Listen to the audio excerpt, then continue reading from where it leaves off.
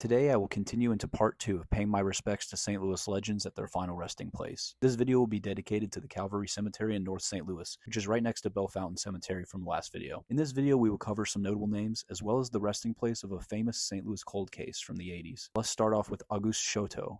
He was the founder of St. Louis in 1764, founded St. Louis at only 14 years old. I'm 27 years old and all I founded was a TikTok page. The other co-founder of St. Louis was his stepdad, Pierre Leclerc, and he didn't even show up to help Auguste until a few months after. Auguste was in charge of 30 men starting up the city. Can you imagine some kid that can't even drive yet in today's time bossing around 30 men?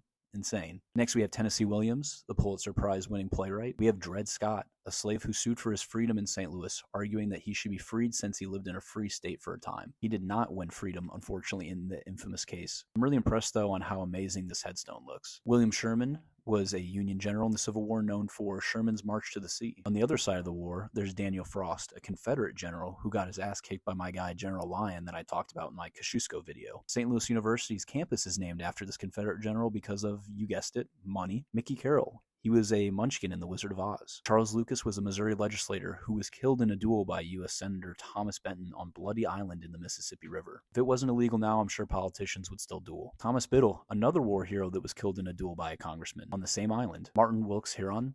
He created Southern Comfort Liquor. Ted Kennedy, Hall of Fame baseball player who invented the catcher's mitt. Now we get into some of the mafia. John Vitale was a Cosa Nostra boss, and Anthony Giordano was the boss of the St. Louis crime family. Pierre-Jean Desmet was a Jesuit priest who did a lot of missionary work with the Native Americans and is the namesake for Desmet High School. Last but certainly not least, we have the St. Louis Jane Doe, who was a victim of a terrible murder in St. Louis in the 80s that got national attention. She has still not been identified. The cemetery named her Precious Hope. I truly believe her case can be solved, and I will show you how you can help in my next video. Calvary is such a special cemetery that many St. Louisans that leave the city often come back to be buried here. I will leave you with a quote from Ernest Hemingway. Every man has two deaths, when he is buried in the ground and the last time someone says his name.